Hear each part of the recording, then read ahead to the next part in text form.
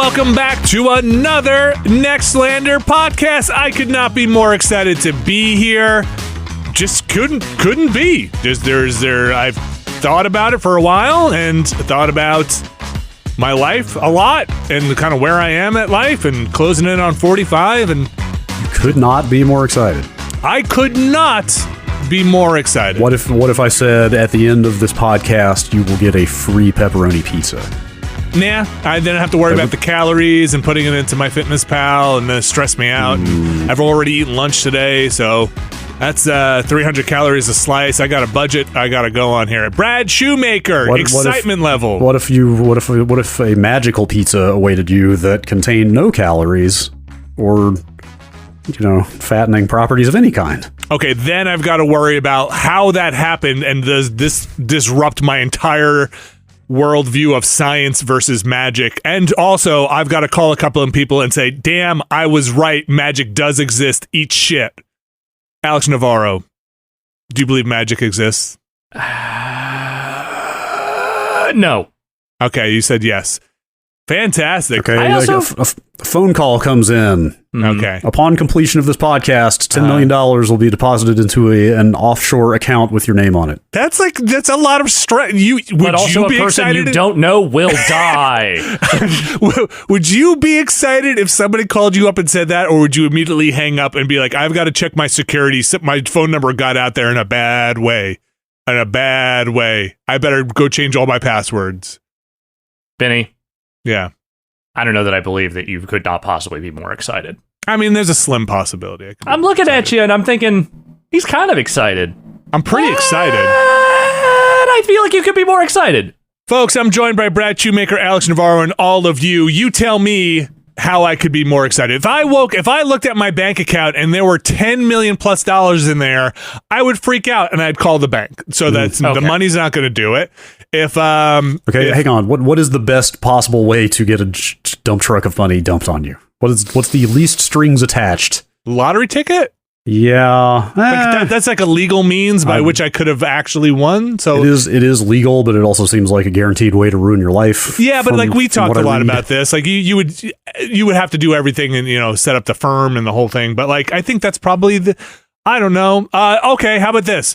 A business person. Well, even this would probably have strings. I was going to say a business person comes in, some angel investor says, I love Nextlander so much. There isn't a tier for this on the Patreon, but I would love to just give each of you $10 million and walk away.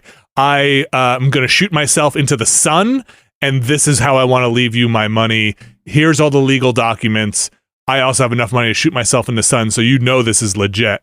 And then basically donated it to us. But then I would also feel like, well, we should probably give that back to the community. It's a Nextlander thing. So that would have strings attached to it as well. I wouldn't just have $10 million personally. So I don't know. Man, I have to look. I've tried Magic Pizza. I've tried a pile of money. What else is there? If you're really, if you're poring over the tax complications of being given $10 million to be excited to be on a podcast, I really don't. I can't help you anymore. Okay, if I were downstairs here and like a brick, quote unquote, fell out of the wall and there were old golden coins in it, that would be pretty exciting because that's coins and gold and probably worth a lot of money. How much do you think the skeleton that's next to the gold coins is worth? I put the brick back in and don't ask questions. I said, I don't know. For the love of God, Montresor. There was a lovely cask of wine next to that skeleton. Is there a Twitter account out there? There has to be for finds in walls. Oh man. Like it's a whole thing, right? That like people remodel houses and find like all kinds of shit in the walls, or like they pulled the wallpaper down and realized there was something amazing behind there, or bare minimum that's a YouTube channel, I believe. Foundinwall.com. Wall finds. Yeah. My wall finds. This week on Wall Finds, you're not going to believe. Gosh, the YouTube thumbnails for Wall Finds. I'm imagining the like YouTube face of somebody just shocked holding up like a blurred thing. You're like, you won't believe what I found in the wall today. Guy making the YouTube face says like another mob informant. Yeah. Oh man, I am so. YouTube face is so cliche, but it's so out there. It's just. I find it very funny because all of the YouTube creators that I'm not going to say follow, I'll say stumble upon. Yes. Everybody does it. I don't blame them for all doing it. All the thumbnails are like that. Even for channels that are actually pretty chill and reserved, like they're always making the dumbest fucking face imaginable. I just want to be on the other side of that to the next thing. I don't know what it is. They're trying to be eye-catching. I get it, but just I get it. It's just the same. It's the same five faces. I went to a not Benihana's yesterday. Do you guys know what Benihana is? Yeah. Benihana? No, yes, nice. Nada. Benihana, if you're not familiar, is they kind of I forget what the actual name for it. There's a name for it. There's a name for it that's not just hibachi. Stunt hibachi, where they cook the food in front of you. It's usually Japanese cuisine, and then they kind of have like a little show, a shared seating, and they have the grill right in front of you there. I was going out to dinner with my wife. It was her birthday. We had the kids in the car. The place we were going to was closed. Oh no! It happened to be like one of those like, hey, we're closed on this day, and today was the day. So I said, okay, listen. For 20 years, you have wanted to take me to a Benihana's, and I have refused because I don't like public spectacles while I'm eating. Mm-hmm. I just want to sit. I want to be alone. I want to eat. I don't want to talk to people. I just want to enjoy my food. You come by, you fill up the water again. That's fine. Our interaction, you get a nice tip. We are done. Wait, nice, you were the one who was down to go to medieval times, and this is your response? That's dinner theater where you're that's passively watching. That's passively I guess the watching. Dinner is kind of incidental. That's passively watching. I don't want interaction. Okay. I don't want to be like, some dinner theater has interaction, but like, also I don't like group seating. Like I kind of like my own table. I don't want to sit next to strangers. I don't know. I've been at that German place, Brad, that was in the our old neighborhood had like the lunch counters, or there was not our old neighborhood. It was in like the big bench seats. Yeah, the big bench seats. We went there a couple of times. I feel like I went with you there, Brad. Where was it? This is a Suppenkuche? Maybe. Yeah, maybe that was it. It was like delicious German food, like kind of... Oh, I've been to that place too, yeah. Yeah, they had like the bench seating where you're just sitting next to, like cafeteria style. Yeah. I haven't been there so long. Yes, I believe that's what you're talking about. They also had the big beer boots there, if I remember correctly. Yes, they definitely have the beer boots. Did you have a good time? I had a great time. Then that's all that matters, really, the end. The kids had a great time. The food was good. We gave our chef a big tip, when they were done. Luckily, the other people who were at the table gave him a tip first, and I was like, oh my gosh, I didn't realize this was the thing. And then we tipped him because they leave and then your server comes back. Right. So I didn't realize you tip the chef and then you tip the server separately. So I was glad. But yeah, it was awesome. It was fun. I just want to talk about the beer boot. What's up with the beer boot? Have you ever partaken of the beer boot? It's a big boot. It's a big boot. The whole thing about it can't touch the table. You have to just keep passing it around and. Oh, I don't know if I ever did the. So I've heard that. I did not participate in that aspect. That is, yeah. Well, the real magic is that thing. I don't know if you know, is incredibly breakable. You have to be very careful with it. Also, the foot of it's not that stable. That's what I'm saying. It's it's possible to put that thing down wrong and just shear the toe off the boot. Yeah, especially if you're drinking a boot of beer. A friend of mine at Suppenkuche saw that happen. Oh, geez. With a full boot. Oh, boy. And you can imagine the pressure of however much beer that is in there with a small opening at the bottom. And possibly glass mixed basically in there. Just sprayed the contents of the boot all over the table next to them. Great. That's dinner the dangers of getting a boot full of beer. First 3 rows, splatter area. I think I just drank it. I don't remember passing it around. That's like the kind of goofy American German eatery drinking game. I see. You can never put it down. Everybody has to just keep passing it around and drinking out of it until it's empty. And you take turns eating / drinking, alternating. Yeah, folks, kind of gross. We've got in a post-COVID world, not going to fly. We've got a show for you today. It's a show. It's the show. It's the one you've been waiting for. It's got Callisto Protocol, Marvel's Midnight Suns, a little game called Swordship. We're going to finally get into this whole Fortnite thing, and some updated impressions of Need for Speed Unbound. I want to remind everybody out there, too, if you're keeping up with the Watchcast, we've got more coming up.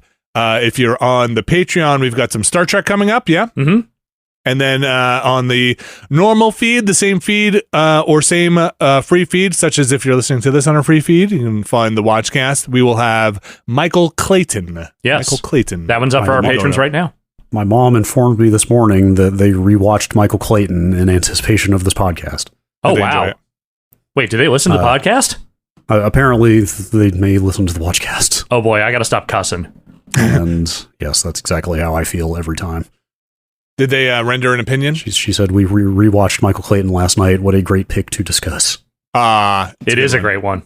It's a good one. So you can catch that either on the Patreon, patreon.com/Nextlander, or we'll be up next week on the free feed. Again, a Watchcast, a cast for talking about the movies, not watching alongside the movies. So watch them before you come in. Let's get into the games. Let's start with the Callisto Protocol. A game came in a little hot maybe on some platforms, but a game which its pedigree is in Dead Space, unmistakably in Dead Space. Extremely Dead Space. I am, at this point, my character looks indistinguishable from Isaac in at least two of those games. I'm in the full-on futuristic robot armor suit with the health bar on the back of my neck. What do you think so far, Brad? I am really into this game. I am pretty far into it. I don't know how far you guys have gotten. I'm like a couple of hours into it at this point. This game is clearly, to me, destined to become one of those games that I really like, in spite of its problems and somewhat in conflict with what seems like mainstream opinion. Which is to say, I really like this game, but it's got some issues, but I really like it, but it's got some issues. So despite the issues, there aren't enough for you to derail you. Yeah, I mean, it's just been a while. Well, it's been a long while. Like, when Dead Space 3 came out, like, what, a decade ago almost? At least a decade. It was like 2013, maybe? Yeah. This game is not terribly ambitious. Like, we talked about this when I played it a couple months ago. Like, you know what you're getting. If you played Dead Space, you pretty much know what you're getting. It's got a gravity gun. I can't remember did any of the Dead Space games have the physics? Oh, yeah, it had the stasis. Yeah, there was a stasis gun, at least. Okay, well, this is straight up just gravity gun, an enemy in front of you, and then fling it at another enemy type stuff. The biggest differentiator, well, I don't know, what do you guys think before I just ramble about it? My initial impressions, which, again, I'm not super far into it, are that I'm genuinely impressed with the expressiveness and animation and visual trappings of it, despite the environments looking very samey, very, like, Gothic space industrial. I think it's all very well rendered. I think the gameplay for me is not hitting at all. I agree with the production values, technical stuff aside, which I haven't run into too much. I've seen a couple of glitches here and there, but nothing too crazy. Yeah. It's got bugs. None of them have really been graphical. More game issue stuff for me. Sony apparently, so we've been playing on PS5. Like I didn't realize this when I solicited review code and just said like, hey, PlayStation, why not? Or Xbox, I think I said, and they sent PlayStation. Turns out Sony dramatically supported development of this game. Like there are something like 150 Sony employees in the credits of this game. Oh, interesting. Okay. If you're wondering why the Xbox version is somewhat broken and the PC version is all the way broken and the PS5 version is just fine. Okay. For the most part. So technical stuff aside, I like the production value. I've liked the kind of portrayal of the world they're trying to express, the setup for what they're doing, the acting, the environments, which, like kind of like Brad said, they're not reaching too far. It's pretty familiar. It's just done very, very well. I sometimes don't know what they're asking of me in terms of the combat, or if the game is set up to handle what they're asking of me with the combat. And so I'm sometimes at odds with that. And, this is not a secret. I have problems with inventory management, and this is a strict inventory management game. It's hardcore, dude. Yeah, it's like no joke. I mean, they drop, you have 6 slots to start with in the inventory. I will tell you, my inventory has now doubled. Oh, okay. And my health bar is also dramatically bigger, which is represented on your neck. Yes. But there were times in that first few hours when you only have 6 inventory slots, when all 6 of my slots were sellable, valuable items. Mm-hmm. Okay. I literally had to drop all health and ammo because I kept finding items that you can sell for currency and could not find one of the vendor stations to sell them. It's hardcore about that stuff. So where I'm at in the game, you know, it's so far it seems manageable. I'm making progress. It just is sometimes feels like 3 steps forward, 1 step back kind of progress where I'm going through, I'm clipping through, then suddenly I hit an encounter and just die in 2 seconds and just have to kind of redo that encounter and kind of puzzle it out, right? Like, okay, I've got to get the enemies funneled into this, you know, position because I am having a tough time doing group management on enemies, or they're knocking me out of, I think we talked about this when we were looking at it, knock you out of animations, or don't get locked into an animation because you will just get hit from the side. And my character is very fragile at this point, like 1 or 2 hits if I don't have full health, and you just flop to the ground with a missing arm. It's kind of a rough start for the first 2 or 3 hours. Yeah. Before you, you start getting your head around the combat to the point that I almost feel like I'm exploiting it now. Because, like, once you understand exactly how the combat works, you can really just kind of breeze through the fights. But you have to know exactly what you're doing. I'm stealing this from Patrick Klepek. We were talking about this game. This is the most apt description I've heard of this game.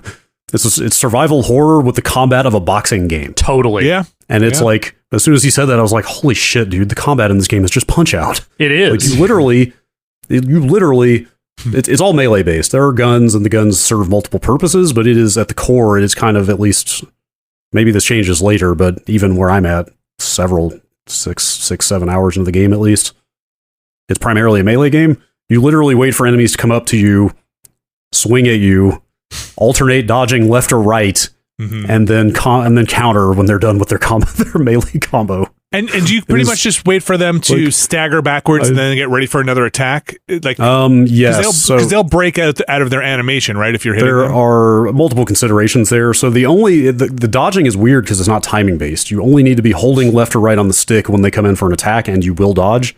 And the only requirement for subsequent dodges is that you dodge in the opposite direction. So you can't keep dodging left, but as long as you just, and again, it's kind of just lazily move the stick back and forth. As long as you've got it in the right direction when they start to swing, you're fine. You also have a block, which I almost never use because the dodge is so reliable. Although there are upgrades you can combo off of a block later. Dude, I'd swear, like, dodging left and right and then hitting after their combo runs out. I'm waiting for a little, like, blinky star to appear over their head to give me an uppercut. Yep. Sometimes.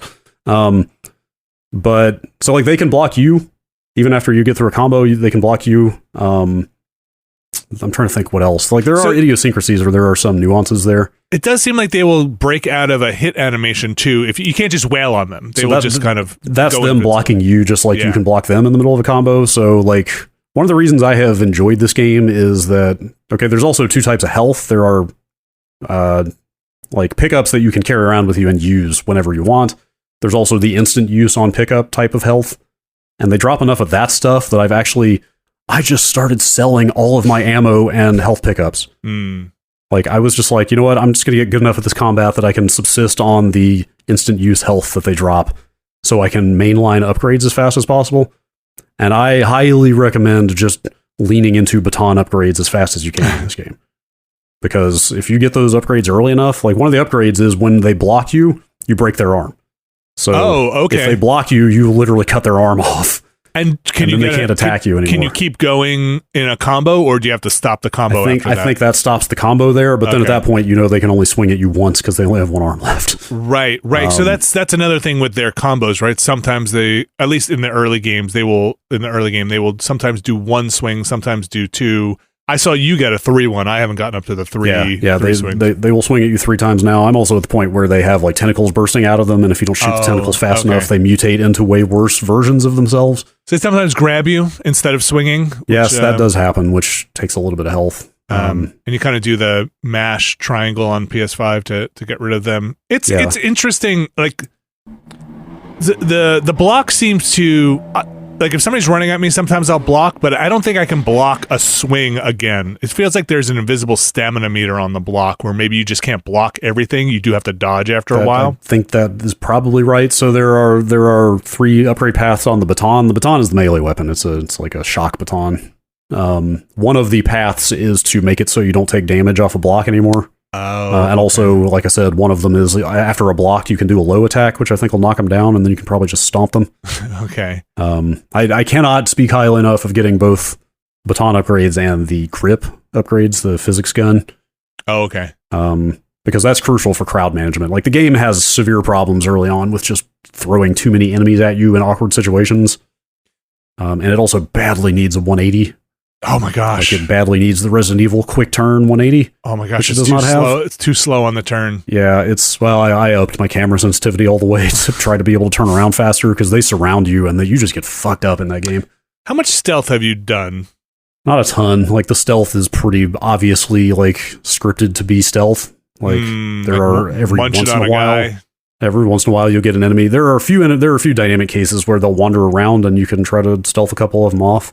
Okay. But by and large, it's like, oh, they clearly want me to sneak up behind this guy and stab him. So that's the part where I was some of the part where I was mentioning, I'm not sure if I'm doing what the game expects me to do, because the reinforcements will just come in off screen sometimes when you're fighting an enemy. A monster will just, you'll see one start fighting, and then a monster will just run up from behind you and grab you.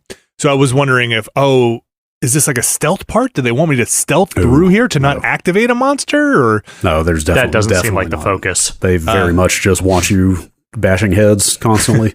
But I also am. It's a very visceral game. I would say maybe not since nice. Yes. Mm-hmm. Condemned. Like, the impacts and the combat are very kinetic. There's an energy to everything, even maybe to a fault, because the animations just kind of skip to these brutal impacts. When you take your gun out, it just frame jumps to you shooting the enemy without a great transition. Yeah. And when you smack an enemy with the baton, it's like the screen explodes in blood. It's a lot, but you feel it. And when characters eat your face off or rip your head in half, it is also them going out of their way to be like, this game's gross. Dude, I just did a fight in like a garage that has these big whirring turbines in it, and if you touch one, you get sucked into it, and it's like 10 seconds of Josh Duhamel being slowly fed into this wood chipper segment by segment while he's screaming. It's fucking terrible. There's the one I really don't like where I think you had it in your playthrough on the stream we did on Monday, which is you get basically in a headlock and the guy just punches you over and over until your face deforms. Yeah. And that one's pretty rough. There's also one where they grab the two pieces of your jaw and rip your head in half. Yeah, and your whole face, the whole skull kind of comes off the front. It's you really need gnarly. to want to see that kind of thing over and over again. It's really gnarly. It's honestly a good incentive not to die. Yeah. But gosh, what else is going on? Like, I like the use of guns in this. Like, the guns are used almost as like a follow up to the melee combos. Like, you do a successful melee combo, and then it basically gives you an auto hit it'll pop a reticle on the enemy, and you have to very quickly. All you have to do is left trigger, right trigger. You don't have to aim it at all. But the timing window is like a split second. But if you get that, then it will like compromise the enemy in some way. Like, it'll shoot one of their legs off, so then they can only crawl at you, or it'll shoot their head off, stuff like that. And like it's like a little bonus to doing the melee right. And so is it 100% guaranteed once you've finished off an enemy, when you stomp, you will get something? Yes. Okay. Yeah. It's kind of silly. They could just spawn the collectible or the pickup off of a dead enemy automatically, but they'd make you do the dead space stomp because, hey. Well, I mean, like you said, they know what you're here for. In the stream, like maybe it goes to not dumping enemies into pits with your TK move you have. Yeah. It's again, kind of barring the problems people are having on Xbox and PC, I think it's a real looker on the PlayStation 5, and it's running okay for me. Yes. I'm playing in quality mode as well. I mean, I think this is literally the fourth time I've said this on a microphone, but like, it's the first game. I didn't expect it to happen this fast. This is the first game I'm voluntarily playing on the quality mode because they actually did things that are not there in the performance mode. Like, it's got a nice, smooth performance mode, but no ray tracing. Mm-hmm. And like, the ray tracing hardware in these consoles is not amazing, and I just didn't expect it to be used this extensively this soon. But like, there is a ton going on with shadows and kind of subsurface scatter. I mean, yes, I watched the Digital Foundry video, of course, but like, like they're using it for a lot of like coarse reflections, not just glass and metal, but like they're using like bounce lighting on concrete and lots of subtle shadowing. self-shadowing on the characters. Like it's a much broader implementation than like, oh, all these windows look a little more reflective than you have expected so far. Like it's actually totally a worthy trade-off to give up that performance.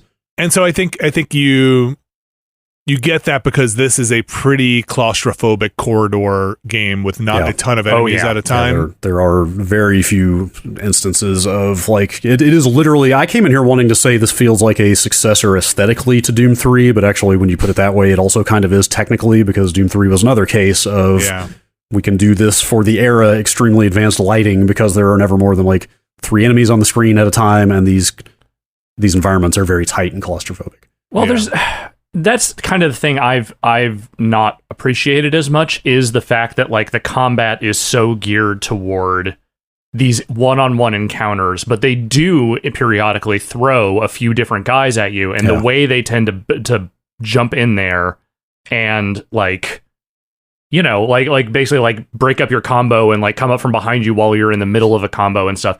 It just feels frustrating in a way that does not feel good. It sucks. It absolutely sucks. Like there were like 3 or 4 encounters in the first 3 or 4 hours that I literally died like 5 times on and was just like, are you fucking kidding me? Are you really serious? Like, you know, there are spitting enemies and you'll be fighting like 2 melee guys in your face and you'll get knocked out of your combo by a guy spitting at you from 20 feet away that you like, there's nothing you can do about it really. And you don't really have any, like, it's not like you have the dodge thing that you mentioned, Brad, where it's hold left to right, but you don't have like a sidestep or there's nothing quick about your character. There's no fast. Those spitters are kind of trivial by themselves because you can just laterally sidestep their spit. Unless you're on a thin staircase, apparently. Right. Or if you're fighting other guys. So I again, get baton and TK upgrades as fast as you can, because like you can add the TK, you know, the telekinesis, like... Mm-hmm. That doesn't have damage on it by default, but that's one of the first upgrades. You can make it do damage, and you can also increase your battery level. And then at that point, like, I'm just like, dudes run on screen now. I just like TK one and throw him into the other one, and then shoot one of their heads off and stomp the other one. Like it starts feeling pretty good when you get that suit upgrade, so you have more health and inventory, and you start getting more weapons and upgrades. Like the melee gives it enough of a different flavor. Like, this thing is so Dead Space, like painfully Dead Space in every other way that I kind of expected. I expected to start this game with a pistol that you can turn horizontal or vertical. You know, like that's how Dead Space this feels. But the combat is the one place where it feels like it does set itself apart in a pretty significant way. And like I'm not always for the best. Again, yes, it's a very rough start, but I also just enjoy like kind of breaking games over my knee, which is what I feel like I'm doing here. As I get more upgrades and get better at it, like it becomes pretty satisfying after a while. And there's been a couple of interludes of like other environments, like you kind of go into like a habitat dome full of vegetation for a brief period, and you kind of you're in a space prison. You're on a moon of Jupiter, by the way. Like you go out into the weather a little bit, but like every time it's brought me back to the same dingy kind of concrete and metal corridors after a few minutes, and I'm wondering if you ever get anything super different there visually. I don't know. Maybe at the very end. Yeah, like the whole story is also there's a mutant outbreak. I guess is that just assumed? I mean, a zombie mutant / demon. We probably don't even have to spell that out. Yes, there's been some kind of outbreak, and everybody's turned into a horrible monster. Yeah, and the whole story is just you trying to get off this moon. I guess the last thing I was going to say about it is like, have there been a bunch of games that cast like major film and TV actors facially as well as voice besides Death Stranding, and I'm just not thinking of them, or is that still like pretty unusual? Yeah, it does happen as the protagonist or as like a NPC, because more NPCs than a protagonist. And NPCs, sure. I think it's kind of everybody in this game. Like I talked about it on the stream. Like it didn't click with me that this is actually Josh Duhamel in the lead role. I just thought it looked like him a lot until I looked at the credits, and like Karen Fukuhara from The Boys is also in this.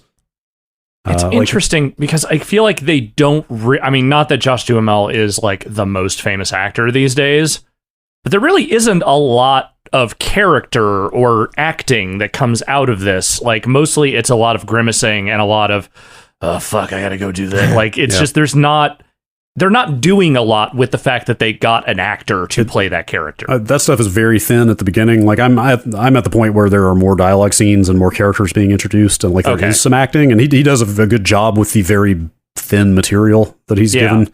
Like, the storytelling is all very straightforward and kind of utilitarian. It's just a lot of grunting and, I've got to go over there and flip this switch. We got to get this tram back on. We got to get the hell out of here. Fuck this place. Like, there's not a lot there, but it's executed well. Anyway, I think back on Death Stranding and like Norman Reedus visibly being in that game at the time. I feel like I remember just laughing and going like, oh, Kojima.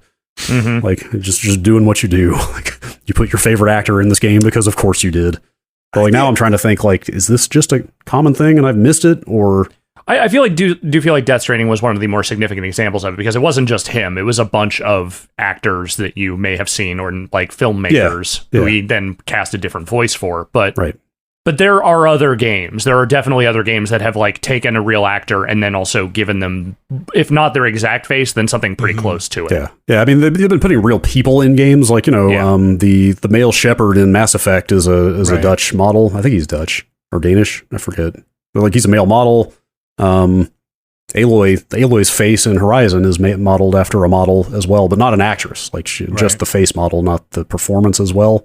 It's kind of, it's like a different thing because it's like a marquee thing, right? It's like, right, you're just getting the actor. Right. It's like at some point our game's just going to like have a marquee cast on them, and like you're like, oh, I like that actor. I might check that game out because I like this cast. That was basically Jedi, right? Fallen Order. Sure. Yes. Okay. That's another example. Yes. That guy. I feel like there's games like, of course, these are more like movies, but the supermassive games do it all the time. Sure. I guess it is just a thing now. I guess I just didn't expect it in this kind of game. My sense when you said that was more modern games have it, but there are so many games that are just sequels to established characters like that would probably do it, like God of War, Last of Us. These are just games like Halo that if they were made today probably would have an actor that you'd recognize, but those characters are already established and they kind of can't do it. But those Sony first party games would absolutely do it and get a facial capture, except their characters. Like if Horizon were done today, they would probably do it with an actress that you'd recognize and have that done, and Aloy would be a different character is my guess, but again, what do I know? I'll tell you what I do know. I want to keep going with Callisto Protocol. Okay. I'm kind of in the tank for this game again, despite having some serious problems. Like it's like unplayable on PC, we should say. So I haven't played it myself, but like it's a full on scandal's not the right word, but a kind of a hubbub. It seems rough as hell. It's like basically everybody who's tested it is basically saying like, do not spend your money on this until they fix it. Do you see that stuff going around that it was a bad patch? I don't know how much stock to put into that. I mean, it's like that specific kind of shader compilation issue that it's having is very common to Unreal Engine games. So like that seems maybe not super plausible. I don't know. On PS5 so far, been okay. Like again, a couple of like weird gameplay bugs, but nothing I probably would even mention other than people are talking about bugs other places. Yeah, I mean, I've had some weird stuff. Like it spawned in an area that I had cleared. It spawned all the pickups back in, like all the. Oh, you mentioned it, like reconstructed everything. Well, that was a different one. So I've had it kind of reset the world visibly around me once, and then this time it was like all the credits and health upgrades and stuff reappeared everywhere, but I couldn't pick any of them up, which was very confusing. Like could have been a good bug. Some jank. The animation is pretty rough. Anyway, we don't have to talk about this game forever, but I'm like, I love survival horror games. Like I'm super stoked for the Dead Space remake, and I don't think RE4 needed a remake, but I will totally play that as well. Still fiddling with that RE8 DLC. I'm going to finish that. I just love third-person survival horror games, and this is a good one with some interesting combat tweaks or a different spin on combat, and like it's very familiar in some ways, but it looks very good, and I think I would give it a 4 out of 5 if I was still reviewing games on the PS5. Based on where I'm at right now. The thing worth mentioning, it is $70 on console, $60 on the PC. That's gonna kind of definitely don't pay that on PC right now. Yeah. Maybe the unspoken case for a little bit here. As we move into our next game after the break, we'll come back with some Marvel's Midnight Suns. Stick around. This week's show is brought to you by Bespoke Post and their monthly box of awesome. We've had Bespoke Post here on the show before, and just in case you missed out on those ads previously, they give you, on a month-to-month basis, a box of awesome. What is in your box of awesome? That can be any number of different things. Items that are useful to your life, things you didn't even know you needed.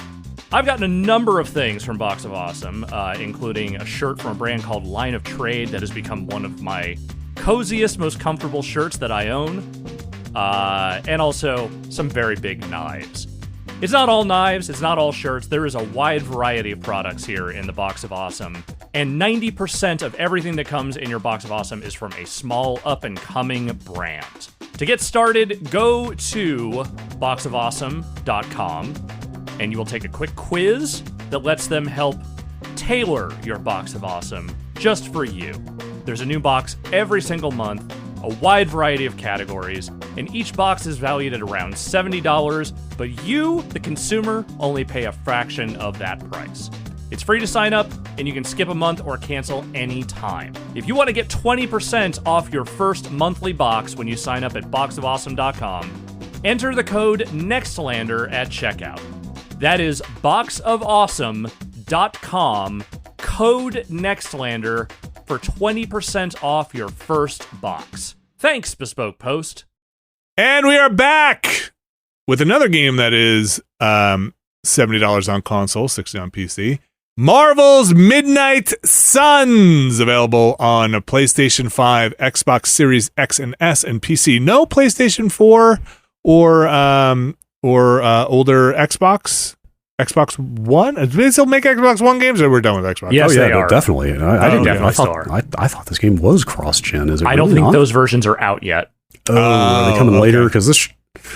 No offense to them, it sure looks like a previous gen game. Yeah, we need to talk about that. I was gonna say maybe there's nothing in there that I would think would prevent it from coming to this. Definitely not, from what I am seeing. Alex, what do you think of Midnight Suns so far? All right, so this is Firaxis. This is obviously the makers of the recent XCOM games and the Civ games. And when this was initially pitched, it definitely had a vibe of we were going to try to do XCOM, but with the Marvel superheroes. But as they showed more of it, it became clear that it was, while there are certainly elements in there, especially visually, that you can divine as being very Firaxis, it is more of a card-building strategy game, where when you go into battle, you have a team of an X number of heroes, and each of them have a limited number of attacks they can use based on cards they are assigned. And it's all turn-based, and you are trying to clear the area. The objectives and the mission designs have the flavoring of an XCOM, where you're like securing locations, you're taking out waves of enemies, you're trying to extract people, that kind of thing. But the actual flow of combat is very different and is much more about environmental attacks and making sure that you're, clearing the space and getting the stuff you need to get. And all through the while, you have a limited number of cards you can play each turn. The other side of the game is this Abbey, which is not really the ant farm from the XCOM games, but I'd say is more... I've seen people compare it somewhat unfavorably to Mortal Kombat's The Crypt. Okay. I think in some aspects that is correct. I think it has a little bit more in common with the story mode running around the wrestle/basketball towns in the 2K sports games. You go around this Abbey and you are interacting with the different Marvel heroes on the Midnight Suns, and you are building relationships with them through various activities that involve hanging out a lot, which is a very funny thing to put as a crux for a game that is about a world-ending apocalypse coming from a demon lady. Are you telling me that you don't want to S-Link with Blade? It's not that I don't want to S-Link with Blade. I very much do. And Blade, by the way, is probably the most enjoyable of all the heroes that are currently in my group. But there's a couple of things here that feel like they're kind of at odds with one another. One is that I do think the combat systems and the missions and all that stuff are pretty fun. I think they're pretty engaging. But there is a lot of around the edges stuff that does not feel as interesting, that feels like maybe there is a little too much of it. And a lot of that is the Abbey. And they are unfortunately let down. They're trying to tell, I think, not an ambitious story, but they are trying to tell a fairly fleshed out one involving all your favorite Marvel characters. And unfortunately, Guardians of the Galaxy exists, and they did a version of this where you get to hang out with heroes you like, and they did so in a story that was really good and with characterizations that were really good. The story here is fine. The characterizations here range from good to fine. The technology around it is deeply unexpressive in a way that I think lets down the storytelling they're trying to do. Yeah, I agree with that. Sorry, when we were streaming it the other day, somebody in chat said, this kind of looks like The Sims 4. Yes. And like, I was like, you're not wrong. Like something about the kind of glassy eyed, like like you said, there is a lack of expressiveness in the characters that is kind of underserving the storytelling. So you have a character that they created for this game. You get some very minor the hunter. You get some very minor character customization, just in terms of kind of a little bit of look and I think gender, and I think that's about it. In the customization, it's not like you're picking a background or powers or anything like that off. No, your background is essentially established. You are the child of Lilith, this demon lady that has been resurrected by Hydra. So you're kind of collecting heroes to the Midnight Sun's cause, which is to take on the oncoming doom that Alex mentioned, and Lilith kind of storming in. Yeah, it almost feels like you're just running through options in a spreadsheet with other characters. Like you're just kind of going up to them into dialogue trees that also incorporate some kind of morality choice that seems not that engaging as well. Almost a Paragon Renegade system where if you pick one or the other and they tell you which is going to be your, I forget exactly what they call it, good guy, bad guy choice, you can unlock abilities down that tree later on. Yeah. So the more points you have chosen in this one, the more you get. But they don't feel great, and they don't seem that meaningful of choices to make, at least the ones I've made so far. And they usually allow you to pick a middle one that is nothing. Yeah. So, and in some cases, the middle one is the one that the character seems to respond to the best. But yeah, so you're also getting +1 or 2 or 3 friendship points for characters as you're interacting with them. You can choose to go read a book with them in a cozy little nook. Bird watching. You can paint with them. Yeah. You can train with them to kind of get your social links up. That part has just not been my favorite, and I think a lot of it has to do with, it feels like you're just doing drop downs on a spreadsheet for characters, and that doesn't seem that engaging. And also, the entire team so far feels completely disjointed. There's nothing cohesive about the Abby or the characters I'm bumping into. It feels like I can sense the systems churning in the background most of the time. It doesn't feel organic. It feels like, oh, there's, Captain Marvel. It has nothing to do really with Blade's obsession with her. Right. Blade is going to be swooning.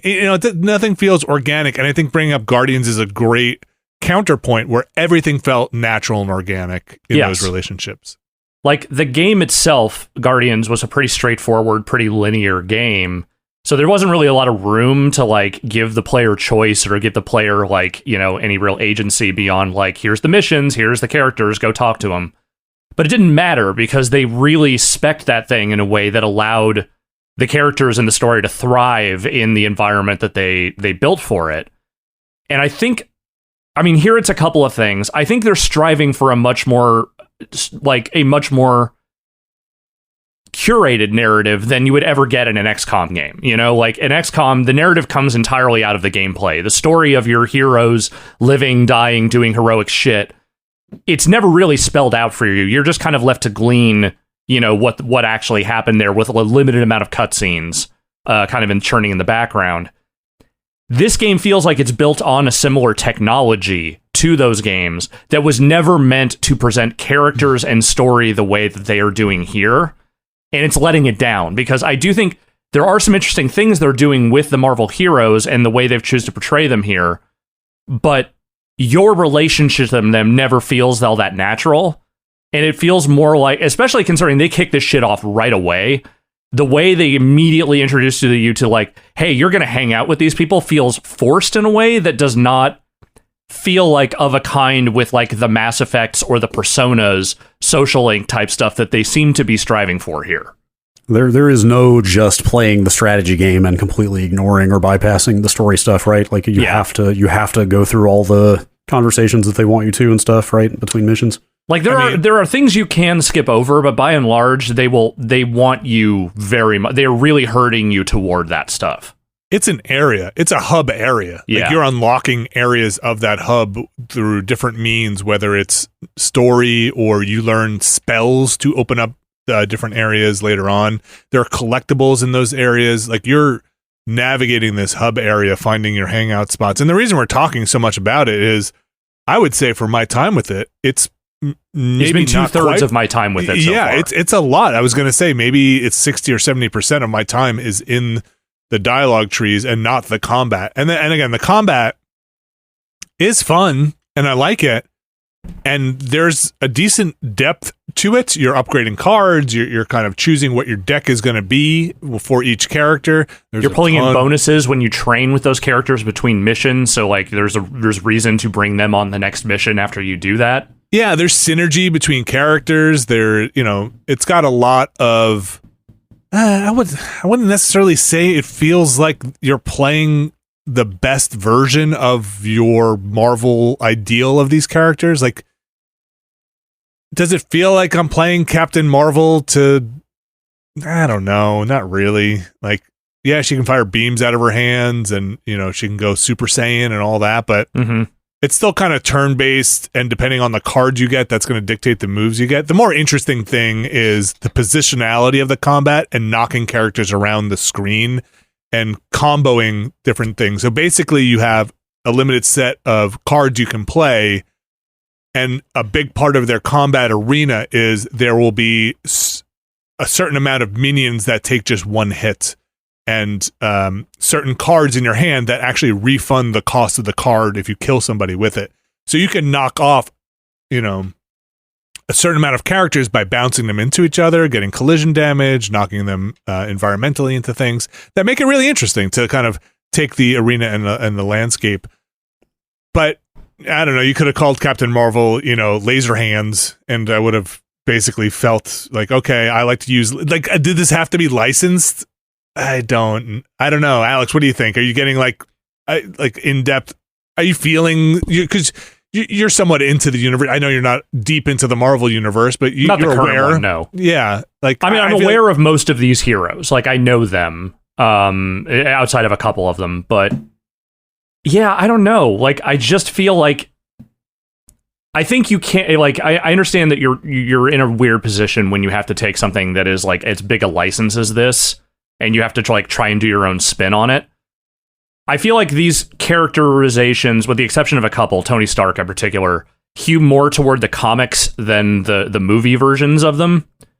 But the bigger issue for me is that just very few of them are really standout. Like, there's good actors portraying them, but a lot of the dialogue that I've had with them so far, especially the introductory dialogue, which is very robotic. It is very, let me tell you every personality trait about my character. And I understand that they have to do a certain amount of introduction in case, say, you don't know the backstory of Captain Marvel. But the way she just sort of didactically goes through, okay, well, I was a fighter pilot, I did this, I have this, I did this, all that kind of thing. It doesn't feel natural at all. And I think that is where it's starting to fall apart for me, is that the lack of chemistry is making it hard for me to feel invested in wanting to continue to do this stuff. There's also a fair amount, and I'm just going to bring my own opinion on this, so feel free to correct me, of what feels like MCU snark to all the characters. That is the Tony Stark thing. Well, there's definitely Tony Stark, but every character has this, like, I don't know, like, you're not really taking anything seriously, maybe except for Blade. Blade is taking things very seriously. Also, Blade's jokes are the only ones I've laughed at so far. Like, when he starts talking about how much he hates vampire movies, I thought that was kind of funny. But, like, it's fits and starts of being funny. And, yeah, I don't know. I think they were striving for a level of ambition that that unfortunately the game they built around it maybe just was not 100% up to the task for. Because I think, again, I don't come to Firaxis looking necessarily for, like, deep narrative, but I appreciate that they are striving for something that is a little more in that vein here. I just think that in a year, the unfortunate thing is I think Mario and Rabbids did a much more interesting spin on XCOM this year than this thing is. And I understand it's not just XCOM, but I'm saying taking that kind of notion and doing something a little bit more outside the box with it. I feel like Mario and Rabbids just had a much more successful approach and pace and everything. It's a weird game to compare it to, I know, but it is very similar. And I just think here the disparate pieces don't feel like they all fit together. It makes me look forward to the next XCOM. Yeah. Honestly, it makes me look forward to maybe them doing another one of these, because I feel like they have a framework here. They could really build something interesting around another time. And I'm going to keep playing it because I am having fun with it. I wish there was less of the stuff around the margins of the combat. Marvel's Midnight Suns out now on PlayStation 5, Xbox Series X and S, and PC. TBD on other platforms, I think including Switch. I wonder when or if there will be an XCOM 3. Wasn't there one like announced or at least rumored out there? Not that I know of. No, so they did that little small game, the one with the the ex-cops. Yeah. Cell-shaded one. I can't remember the name of that game. But they did that as like kind of a proof of concept, I think, for like what they might try and do in the next one, but they never officially announced a new game. Chimera Squad. Chimera Squad, that's right. That was all right. Yeah, that was all right. Also, you saying maybe this didn't need to be a licensed game makes me just wish it was like a Freedom Force style, like satirical, fake superhero team, because that would have been more entertaining. It's a tougher sell though, because people love Marvel shit still, and I'm playing that Marvel Snap game. Like, I'm not immune to it. I get it; it's hugely popular. I understand why they do it, but I mean, like filling this so chock full with story stuff for somebody like me who not only has no affinity for current Marvel stuff, but is kind of actively repelled by a lot of it. Like, the strategy stuff looks cool in this game, but having to slog through all that dialogue just is not appealing. I'm also really curious if they're actually going to let you romance anyone, because so far I haven't been able to, and like considering how deeply sexless like the Marvel movies are, I wonder if maybe they aren't allowed to let you go all the way with that.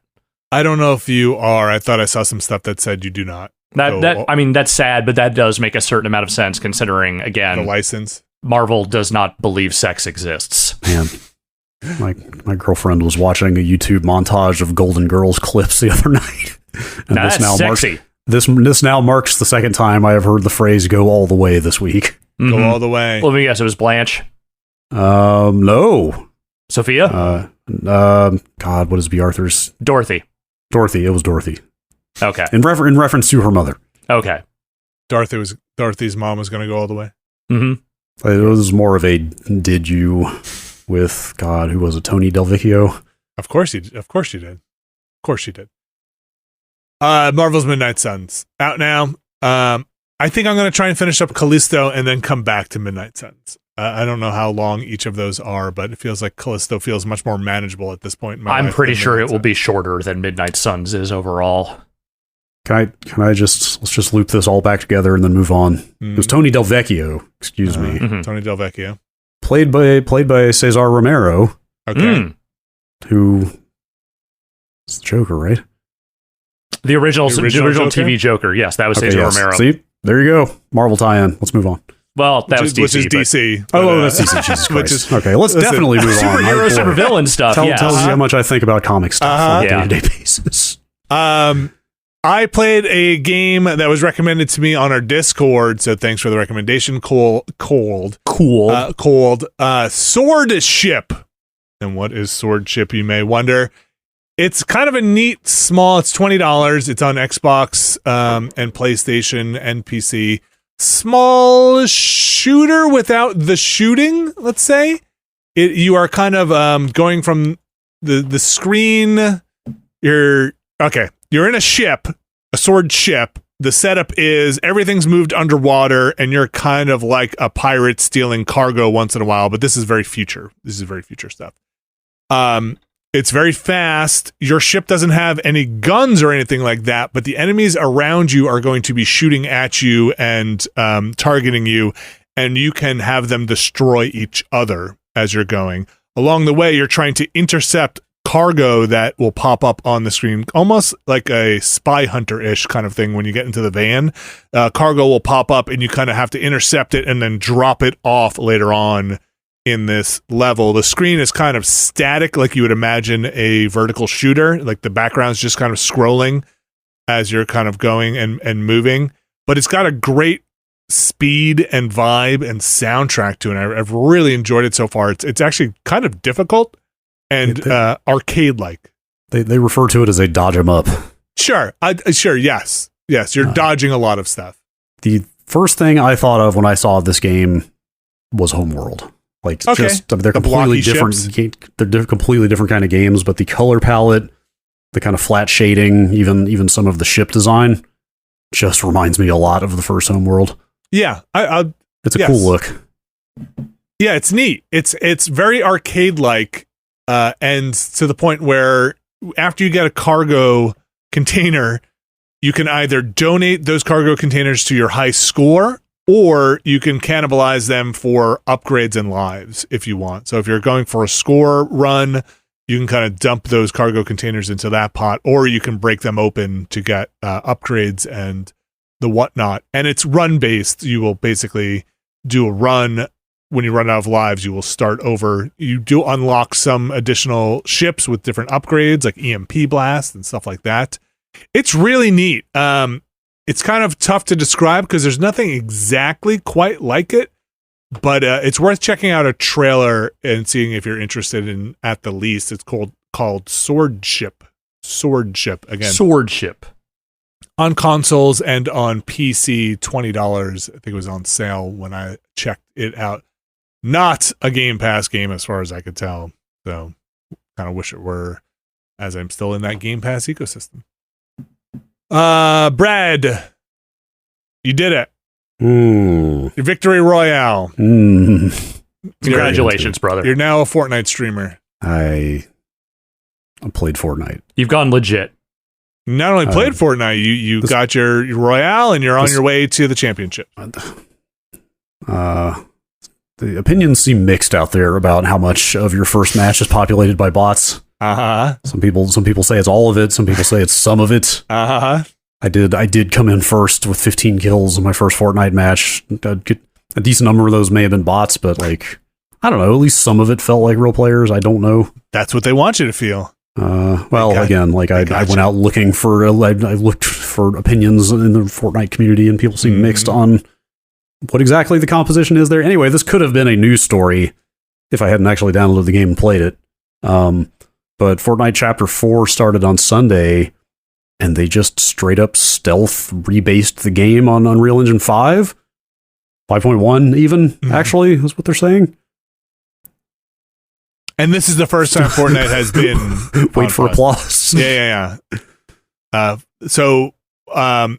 The story being, as far as released games go, this is one of the ones out there on Unreal 5. To add context, there are essentially no Unreal Engine 5 games out there. Yeah. Like, they put out that Matrix tech demo. Was that this year? That was last year. That was the end of last year. Oh, that's right. That was about this time last year. I keep trying to figure out if there are any others on the market. There might be one or two, but I'm not aware of them. But, I mean, UE5 is a huge fucking deal for this generation once games start shipping on it, because everybody uses Unreal at this point. And some of the tech they are pushing in that thing is straight up transformational. So this shipped, the new version of Fortnite shipped with all of that stuff. Nanite, Lumen, kind of the whole kit and caboodle. What do you think? Not a fast-paced battle royale game, maybe the worst possible showcase for like a bunch of new engine tech because you're too busy. Like, okay, you're too busy trying not to die, or if you go in there with the express purpose of just looking at all the graphics, you're going to get booted out of the match very quickly because somebody's just going to waste you in the first 10 seconds. I guess you could keep spectating after that if you wanted to. It's tough to say. I just played the one match, and I had some severe stutter going into it. I mean severe. What were you playing on? I've got a 3080. My CPU is still a 7700K, which upgrade plans are in motion. It's very old. The stuttering mostly cleared up by the time I hit the ground. Like, you should go look at some side-by-side comparisons, or you guys should just try it yourselves. I've seen some of the lighting shots that they've compared. It is significant. Some of the global illumination stuff, and it looks incredible. But again, like this kind of cartoony, brightly lit multiplayer game is like maybe not the best showcase for that. You don't have time to soak it all in. Not really. And it's just like, you can like, there are buildings you can go. I intentionally landed in a village so I could go see some interior exterior contrast. And like you see it for sure.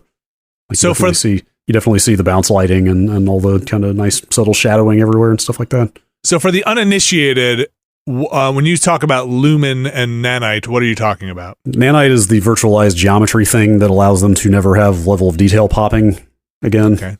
Because you just load your high-res assets straight into the game and it just takes them, like the super high poly, not fit for real-time performance models, and just it tessellates everything dynamically in some fancy way that I don't fully understand. There are white papers out there if you care. But the point is, you just make your high-res, like film quality models, and it just takes them straight in and handles all the dynamic level detail stuff transparently.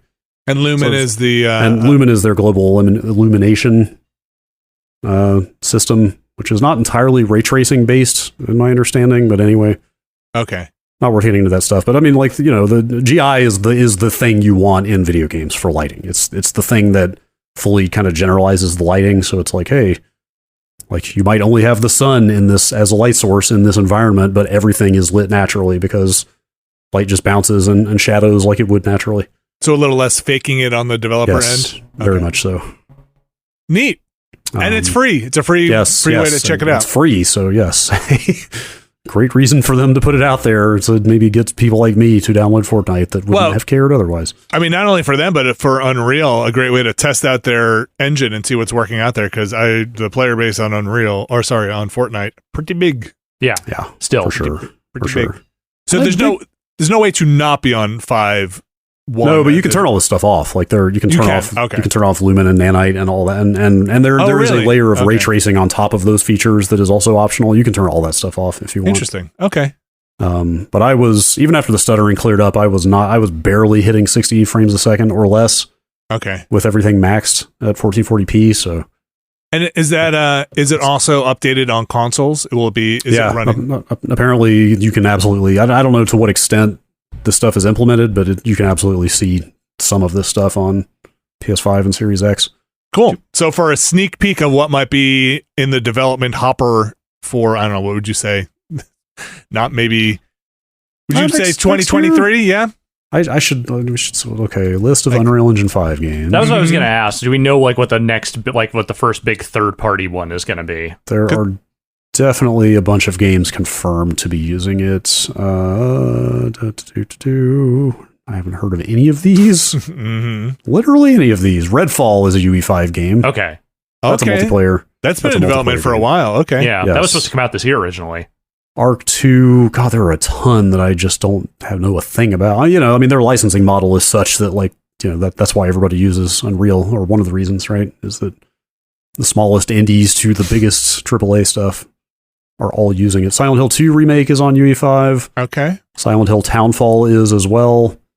Let's see. This says Respawn's Star Wars FPS game. So not Jedi Survivor, but that first-person shooter that Respawn is making in the Star Wars universe will be UE5. The Witcher stuff is supposed to be UE5, yes, right? I believe that Witcher remake is UE5. Yes. Oh, the new Hellblade 2 Senua's Saga. Okay. That game. Uh-huh. Boy, I forgot that thing existed. That's still happening. I bet that comes out next year. I bet it will too. I totally forgot about it. Like, that would be a great game to see some fancy graphical stuff. Dragon Quest 12 apparently a UE5 game. Stalker 2. Is Dead Space Frostbite? I don't know. They're still frostbiting a lot of stuff at EA. But they have moved away from it to some extent. Like that previous Jedi Fallen Order was Unreal. Okay. Need for Speed is Frostbite. This Dead Space remake is also Frostbite. Frostbite. Okay. Dead Space 2 remake will be Unreal. Yes, certainly. All right. Well, I'm kind of curious. I might boot up my Fortnite as well, just to kind of see what's going on there. And it'd be worth taking a look at it on consoles if you don't want to mess with it on PC, because apparently there's a good bit to see there as well. Yeah. Neat. Fortnite free. It only cost you everything.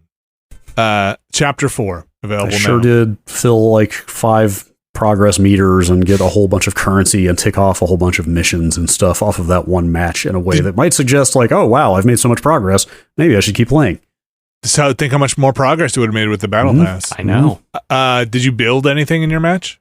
No, I was playing zero build mode. Okay. I think that's how most people are playing these days. I know nothing about Fortnite.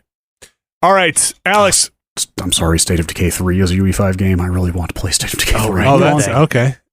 Alex, fill me in on your updated thoughts on Need for Speed Unbound. So I played more of it, and we did a grab bag stream last week, and we saw a little bit more of like what the campaign is actually about, which is betrayal.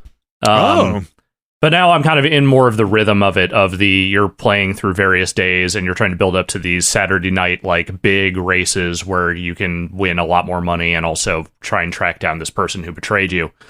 It is an extremely standard street racing game, but that is the thing that continues to vex me, is that there's nothing wrong with it as far as I can tell.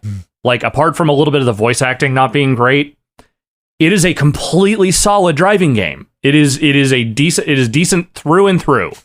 And I continue to be baffled by the fact that they just sort of tossed this thing out there the way they did, because there are far worse games than this that get way more fanfare from even publishers like EA.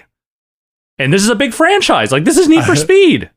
I'm getting this like weird premonition of like 10 years from now, people still talking about Unbound as this gem that got buried, and like this cult favorite where they're like, bring Unbound back.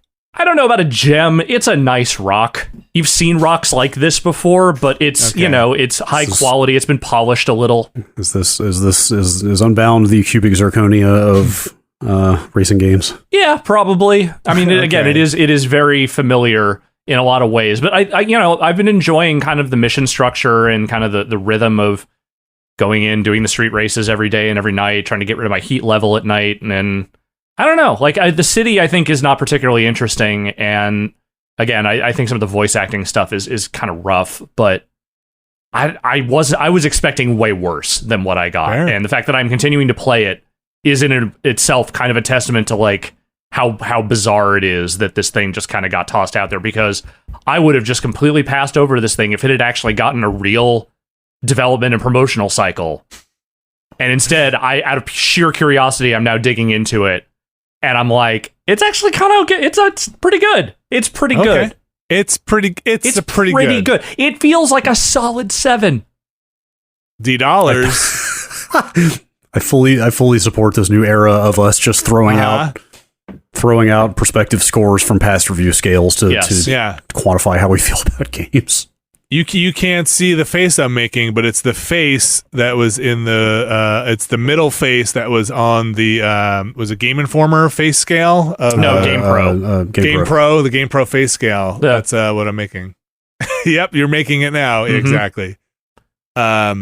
Cool. Need for Speed Unbound. Yeah, I mean, again, I might say wait for it to be a little bit cheaper before taking the plunge if you're not sure, or you just haven't liked the last spate of Need for Speed games, but I think there's something here. Cool. You can check out, if you're curious, you can check out our stream of it from last week where Alex played some Need for Speed Unbound. It feels like a prime candidate for it'll be on Game Pass in 3 to 6 months because of EA Play being on Game Pass. That seems right. Again, $70 wherever you find your games. So that's Need for Speed Unbound. We talked about Fortnite. We talked about Swordship. We talked about Marvel's Midnight Suns. And of course, at the top there, we talked about the Callisto Protocol. Those are the games we will be talking about for this week, which means we're going to take a break and we're going to come back and talk about the news. Stick around. And we are back. And my excitement still extremely high. I hope you've stayed with us, and I hope your excitement has remained high. Video games just do it for me. You know what I'm saying? Does paying more for them do it for you? Yeah, of course. Pay what the product is. I love giving my money to gigantic corporations that will then go consolidate and use that money to fund. No, I'm kidding. Hopefully it's going right into the pockets of hardworking developers, straight from my wallet to their bank account. I'm sure that's how it goes. Brad, why do you bring that up? Microsoft is finally pulling the trigger, and all of their releases going forward will be $70. So that's first party Microsoft? Yes, all first party releases. They confirmed this to IGN. So Redfall, Starfield, you name it, games coming out of Microsoft, Xbox first party are they the last holdouts? Like, I've kind of lost track. PC notwithstanding, because like you're still getting situations where $70 console games are $60 on Steam. But on the console, I'm trying to think if anybody else has stuck at 60, straggled this long. I think they were the main holdouts. Like Unbound, like we talked about, like Unbound was 70, right? Unbound was 70. Yes. Callisto is 70. Midnight Suns is 70. Like Sony has been there for a while. Sony loves 70. They jumped headfirst into that one. Sony had the trouble with the PS4, PS5 70-60 problem. Still kind of has a problem with it. Yeah. And some were there at launch. I remember like 2K wasn't NBA $70 at console launch. Yes. And that was kind of a big hubbub. So it's been kind of a long time. If anything, I'm impressed that Microsoft held out this long. I'm sure if EA put out other games, they would also be 70. So, 70 seems to be where it's going. And the story you linked from IGN kind of, does it make it sound like this is the first of some other price increases? I know Phil Spencer has said, hey, we can't hold off the console and services price increases forever, but we will for the holiday season. Do you think we'll get something next year? Games and services, yes. It's kind of harder for me to see Microsoft raising console prices. Well, especially now, I mean, I know that inflation is not fully under control, but I feel like it has slowed to a degree. Yeah, I mean, they're already eating a loss on Series X's. So what's a little more of a loss, I guess? But I mean, the big thing is that, they've got Game Pass. Like, they just need to get hardware into homes for people to sign up to Game Pass on. Mm-hmm. So they're much more understandably positioned to use the consoles as a loss leader than Sony is. Yeah. And so $70, it's an interesting value proposition if they don't necessarily increase the price of Game Pass in the immediate future, because one could argue the value of Game Pass just went up if the price of the games goes up. Yes, this is immaterial to people who have Game Pass because they're getting all the Xbox stuff day one anyway, which they certainly were eager to point out in this statement they gave to IGN. Right. As with all games developed by our teams at Xbox, they will be available on Game Pass day one. And as Microsoft continues to hoover up the video game industry, or attempts to, who knows what that first party lineup will look like in 2023. I'm looking at the Activision story we have been reporting on. Yeah, reporting is not the right word. Talking about. Regurgitating. Yes. Bumbling about. This is the most original reporting we've ever done. Yes. I mean, there are developments in that category week by week. I passed them over this week because they're mostly just a rehash of like Microsoft is offering 10-year deals for Call of Duty to like everybody now. Yeah. Which like including Nintendo and Steam. Which, like, it was the Gabe Newell statement on that is worth reading if you want to go out and find it. It's pretty funny, like for a lot of reasons. Number one, he declines their offer, basically saying like, yeah, we think Microsoft already has all the motivation it needs to keep putting Call of Duty on Steam. Yeah, I mean, that's what my gut would say, like sell more software. Yeah, I mean, that's the place where people want to buy Call of Duty, so of course they're going to do that. But also, like, I mean, like Gabe famously founded Valve as kind of an anti-Microsoft studio. Like, he came out of Microsoft. He came out of the 80s and 90s stack ranking hell of old Microsoft, which I think is where the flat structure of Valve originated from in the first place. Anyway, he's got some pretty glowing comments about Phil Spencer in that statement. That's nice. And like, Gabe is not a guy who has to say anything other than what he thinks. True. Like specifically about Phil Spencer? He mentions Phil Spencer by name, saying like, hey, like Phil, I'm paraphrasing, but Phil has been a straight shooter and we expect, we have no reason to expect them to do anything other than what they say they will. God, imagine if Kind of Matrick stuff. were still trying to handle all of this. What a different Microsoft it would be. Different Microsoft. Very different. All right. Well, Microsoft raising prices. I think we all knew this was going to come eventually. At least I felt like eventually they would go to 70. The market seems to have moved to 70 for big releases. We'll see what happens with their services. Yeah, it was just a question of how long it would take, and 2 years is definitely longer than I would have expected. Yeah. Not that they're putting out a lot of games, to be fair. No.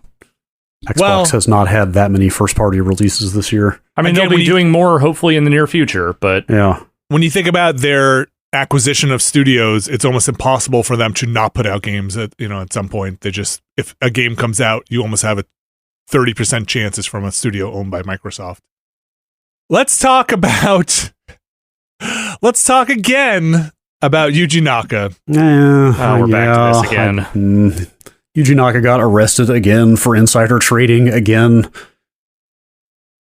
There are two things about this story that are of interest to me that I'm glad you put this on here. One is, I'm glad that he will never escape that Balan Wonderworld picture of him in the top hat, and now with every story that comes out about him being arrested has to show this man in this top hat and ascot. I can't speak for the punitive capacity of the Japanese legal system, but assuming he either goes to jail or at least is so tainted he never works again. This is pretty much the picture of record from now on. It might as well be his mugshot. So that being said, the other thing is, crime aside, which is, I'm not goofing on that necessarily, at least this time was more than the $20,000 that he was allegedly insider trading last time. This is another insider trading. Brad, how much is Yuji on the hook for this time? That is literally the only reason I even pulled the story, is that 20,000 seemed like a relatively paltry sum last time to get arrested for. This is a different game. This time it is about Final Fantasy VII: The First Soldier, which I know was a mobile game. Is that the Battle Royale?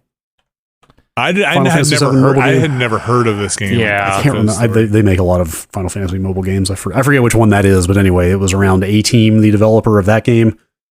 And this time his investment was roughly $834,000. Yes, quite a bit more. Yeah. And that's, again, insider trading stuff where he had knowledge before the deal was made and made investments, which, that sounds like globally you're not allowed to do. Now I'm just picturing that Sideshow Bob stepping on rakes clip, except all the rakes say insider trading on them. Yeah. So, again, allegedly, he's arrested now. Not allegedly arrested. He was arrested. Yes. Arrested for allegedly insider trading.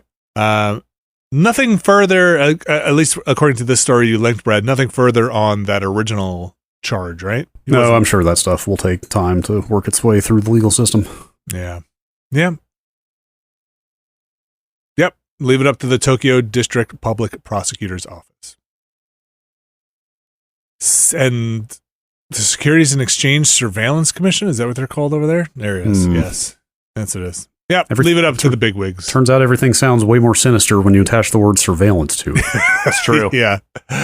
Yuji Naka, boy, not been his year. Not been a few years for him. Well, yeah. Balan was last year, but yeah. Let's move on to how do you segue from Yuji Naka to Michael Madsen? Balan. I didn't like how I just said Balan, like I'm on a first name basis with that game. Balan. Balan. Brad, why is Michael Madsen on this rundown? He seems to be promoting a new game that's going to be announced at the Game Awards from 505.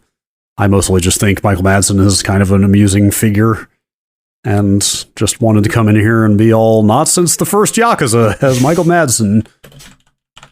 I don't know. Been so prominently featured in a video game. I mean, prominently featured at all. Like, what was the last thing any of us saw Michael Madsen in? Yeah. The last thing I remember seeing him in was the launch event for that Yakuza game, which I saw him at. Michael Madsen... He and Michelle Rodriguez were there. I don't remember if anybody else from the cast was. Wait, was that Yakuza or hang on? Yes, he was in, I believe, the original. Oh, he definitely was. What I mean was that, I don't know if that event was for Yakuza or has he actually been in other video games that I'm forgetting? He has definitely been in other video games. I just ended up on his Wikipedia page, which features his high school yearbook photo. Yeah. Wow. Also, Virginia Madsen's brother, which I think was a thing I didn't know. Yes, I did know that. Okay, so a couple things. Yes, he's been in other video games, not the least of which are he was in Grand Theft Auto as Tony Cipriani in GTA 3. But he was also in True Crime, Streets of L.A. and Drive-Thruer. Maybe it was Driver, actually. Which one is Michelle? Let's cross-reference. Whichever one Michelle Rodriguez is in, that's the one. That would be Drive-Thruer. Okay, that was a Driver event then. God, what the hell was I? Ugh. He was also in Narc, the reboot.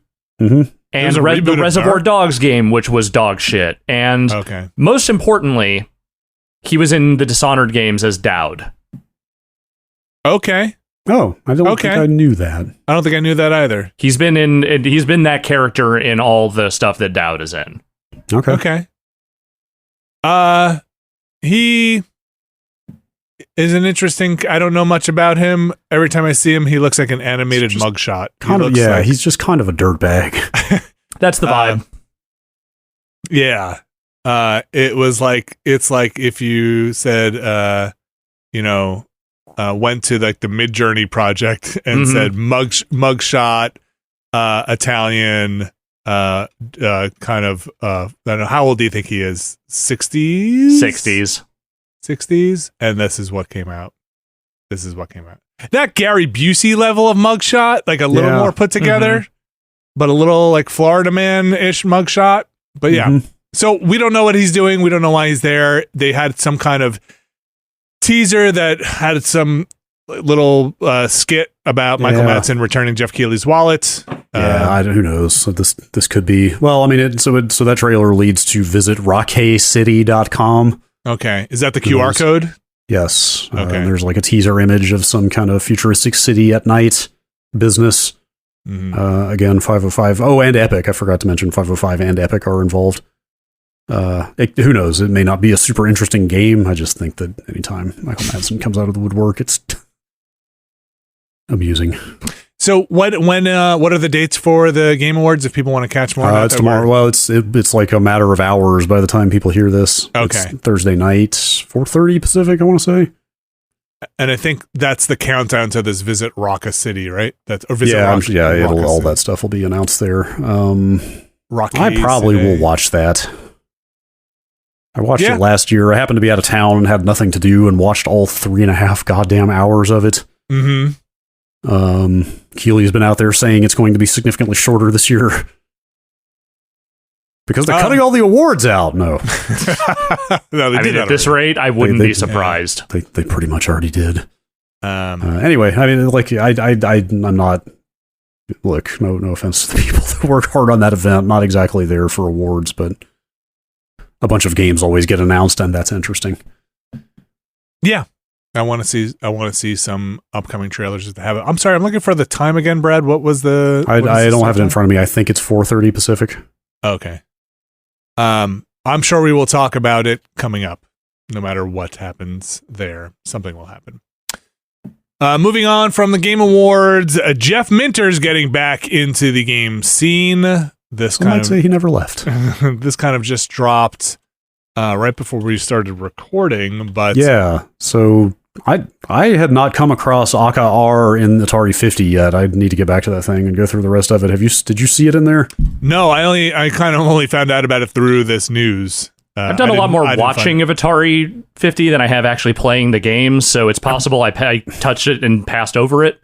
I wonder if it's only in the playable list of games in that thing and maybe not included on the timeline, because I'd never even heard of it before this, and like looking at the history, it does seem like kind of a minor enough footnote that they might not put it on, because I'm past 1982, or was it 83? 83, for the original? I think. 82. 82. Oh, it is 82. Okay. 82 is when this game, they made like 3 cabinets for this game, Aka R, and put it into test, and people thought it was too hard, and then they killed it. So apparently it is playable as a prototype in Atari 50, but I guess it's not in the narrative timeline part. I watched somebody play it. I watched a video just to see what it looks like compared to this story here, which is Jeff Minter going back in and making a new Aka R. Yeah, like Jeff, this is essentially Llamasoft's next game is called Aka R, and it's basically his interpretation of kind of what it would have been on Acid, because that's kind of what he does. Mm-hmm. That's kind of the second time he's doing this, because he also made Polybius a few years ago, which is kind of his interpretation of the kind of mythical urban legend game Polybius. That's pretty funny. Anyway, if you watch this trailer, it extremely looks like Jeff Minter doing Jeff Minter, which is fine with me. I'm all for Jeff Minter doing whatever the hell he wants at this point. A hypnotic new wave shooter is how it's described. Yep. Polybius still is the trippiest thing I have done in VR by a lot. I've never tried it. It's fucking nuts to be inside of a Jeff Minter game. It's too much. It's maybe too close. It's really a lot. Anyway, this is cool. The other thing I forgot to mention here is that so Minter worked for Atari ages ago. He made Tempest 2000 on the Jaguar, was his kind of big claim to fame, which was he did not work on the original Tempest because he was probably a teenager, but he basically interpreted Tempest as Tempest 2000 for the Jaguar.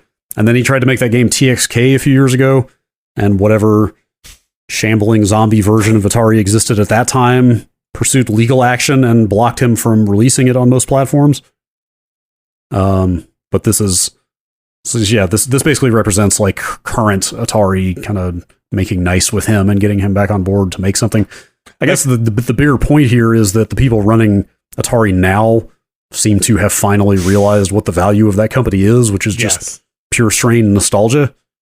Like a very self-aware Atari. Yeah. And also like, hotel ventures aside and all that stuff, like capitalizing on the old Atari material in smart ways is the way to go, clearly. And that's totally what they're doing with like Atari 50 and this.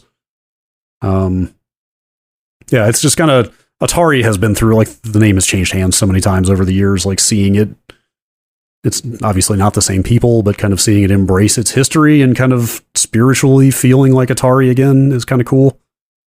Come a long way since the Atari speaker hat. Yes. Well, I don't know. I mean, on that website, they were still promoting NFTs, so who knows? I don't know who Wade Rosen is. I mean, he's the CEO of Atari now. Okay, it looks like Polygon had a feature. He seems very beginning young. of this year. It looks like, yes, he is in Atari 50, and he does seem quite young. Okay, Polygon's got a feature here on him running current Atari that I should read, because I don't really know what the origin is of him getting the rights or whatever the ownership situation is. Anyway, he's in a lot of the documentary footage, and he seems very enthusiastic about Atari in 50. This game is slated for early 2023 on the Switch, the PS4 and 5, the Windows PC, the Xbox Series X, and the Atari VCS. Which I did not, we talked a little bit before the show, I had not realized had come out, and you informed me that not only had it come out, it had been on big sales in the past. And I've complained about this elsewhere, but GameStop liquidated them for $100 about a year. I think it was about this time last year, and I missed it by a matter of like minutes before they sold out. That thing shipped at $400, and it is extremely not worth $400. But it's like, for $99, it's like enough of a capable x86 PC with like decent enough graphics, and you can install whatever OS you want on it, like Windows, that it would be kind of rad to have one for $100 as a like a set-top box. Anyway, those are still out there. Don't buy them for $400. No. I think I saw them when I looked it up, I thought I saw them retail now for $300. So they might have taken the price down a little bit, or unless it was a different edition that didn't have a controller. Yeah, there are multiple SKUs out there with different goodies and stuff. But yeah, like watching the trailer for Aka R of Jeff Minter's version and just seeing the platforms at the bottom, the icons of PlayStation, Xbox, Switch, and fucking Atari VCS. I was just like, I'm a real platform. This is like a glimpse into a weird alternate dimension where that thing blew up and became like one of the pillars of the console business. You know, when we talked about the Atari 50, I'll just mention this quickly. We talked about the Atari 50 collection, which we all generally like. Mm-hmm. I learned only after we talked about it that the VCS, I thought that was a computer and not the original video video game console. Yes. I thought every time people said the VCS, I thought they were talking about the computer. I didn't have any contact with Atari computers back then either, but the 400 and 800 were the kind of classic ones, is my understanding. And then like the Atari ST was, I think it was their 16-bit was big later. Yeah, so I thought VCS was like video computer system and not the 2600. Yeah, that is what it stood for then. It's just that, the nomenclature was weird in the 70s because everybody was too coked out. There were no drugs. There were no drugs happening. Clearly. No, at the time. Stated on the record in my office, nobody was on drugs. That's just a rumor and a myth. Can't prove anything. Atari 50 is still a great hell of a product. Yeah, it rules. I spoke to Drew briefly. I still want to get them on a stream to talk about production stuff in that at some point soon. Finally, here we're going to move on to news I did not know about either. Here, Alex, and you brought it up. Mm-hmm. This Fuser news. Yeah. You snooze, you fuse, and now you're going to lose Fuser because Fuser is shutting down live service, I believe, as of December 19th. This comes on the heels of them essentially shutting off the DLC pipeline for that game back in March or so. So you can't buy DLC anymore? Well, no, so they just stopped putting out new DLC. I see. So this on December 19th, they're gonna stop selling the game and DLC, but you'll still be able to play the offline modes. Well, no, you can still buy the game. I think. I don't know if you'll be able to buy I think they're gonna stop selling the DLC, and the online servers will be off. Oh, I'm gonna read their thing here. Okay, maybe it is also you can't buy the game anymore, but I do believe that it would shock me if they were straight up pulling the game entirely. Yeah. On December 19th, we will be disabling Fuser's live services and all sales of the game, as well as its DLC. Okay. So we're disabling Fuser's live services. Okay, I guess, I don't know. That read to me like they're going to not sell it, I guess. That reads to me like literally all our licensing agreements are up and we're not renewing them. Yes. So if you have it, I assume you'll be able to download it. Because I was selfishly thinking, I wonder if I should go see if there's a bundle for DLC before this happens, because I like Fuser a lot. I may have spent about $60 in Fuser DLC just before we started recording this podcast. Yeah, how much is that for everything? So no, I left a bunch of stuff on the table, but the song, those were all the songs that had come out that I would like, that I just had not gotten around to buying. They do have some DLC packs, though a lot of them were single song piecemeal, like $2. Price, same as the RB DLC. But yeah, I'm bummed but not surprised, because that game, my understanding from talking to people was that it did okay. Like it did better than some of the other post RB Harmonix projects, but it was not like a runaway. And obviously there was a big problem with trying to get people streaming that game because of all the licensed music bullshit that goes on there. My understanding was you could do it, but there was definitely like a risk involved in terms of channel strikes and things like that. So I think that may have discouraged it. And also, I mean, look, if I'm being real, Fuser was a really cool tool set. It was not the most engaging game, but they made it a really incredible audio tool set that you could fuck around in and make some really interesting performances out of. Yeah, as a music creation tool, it was really fun. Yeah. And they added in some things for the never-ending playlist stuff with multiple people, and I had a good time with it.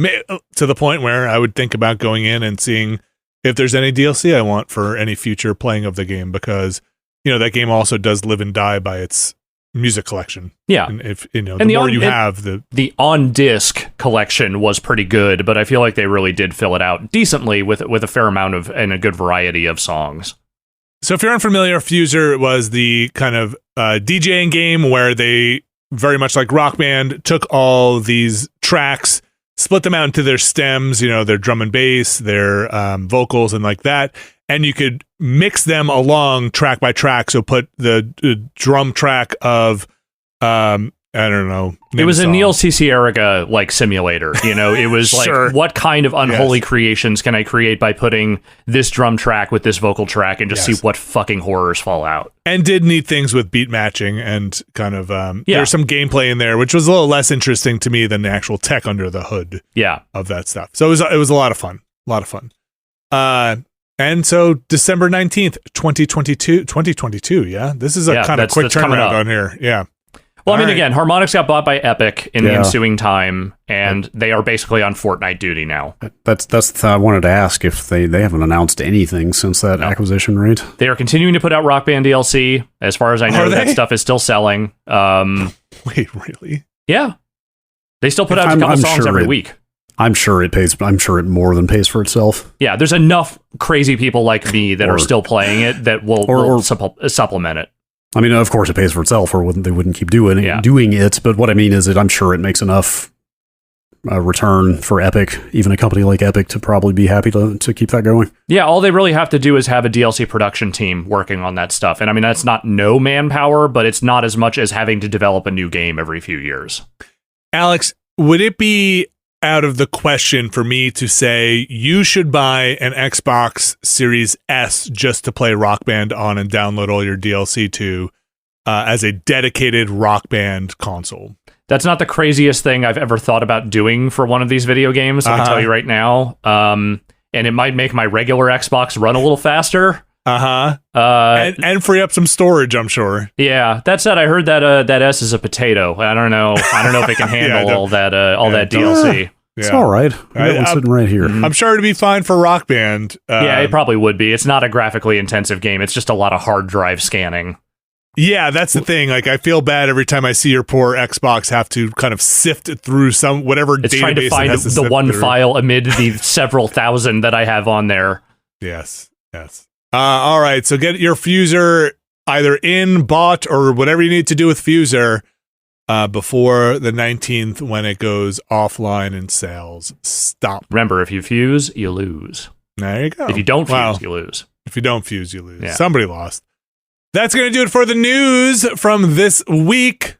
We got we said before, the Game Awards coming up. So people holding announcements, I'm sure, for those televised Game Awards. I think I'm going to keep my streak of not watching that show up.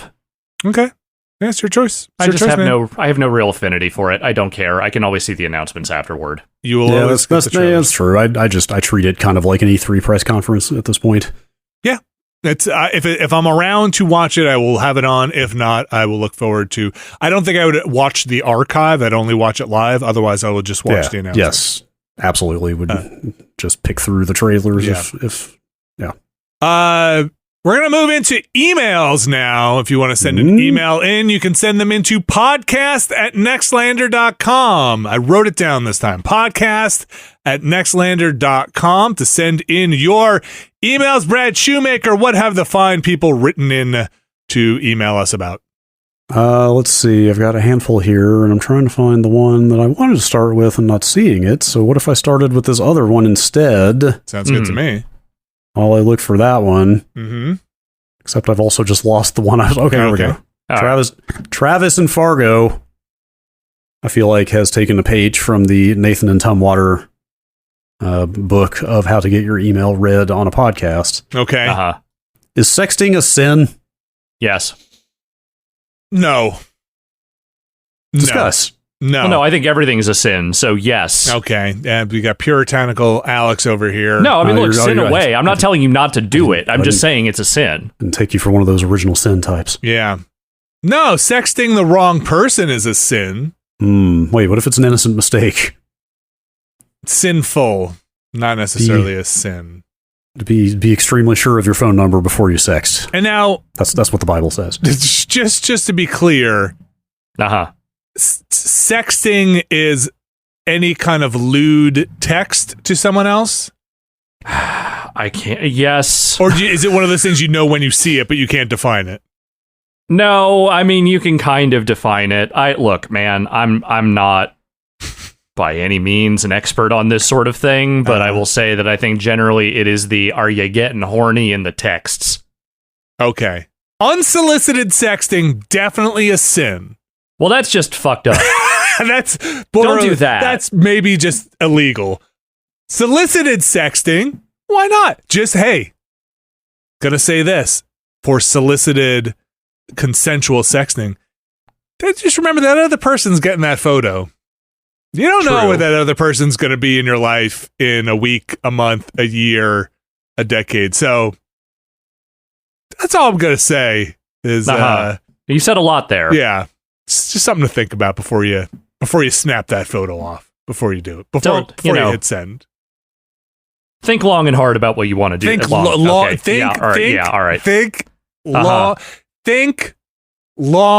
and hard. Yes. About what do you're that. sending. Do that thing we just said. Do it. Brad, what other emails do you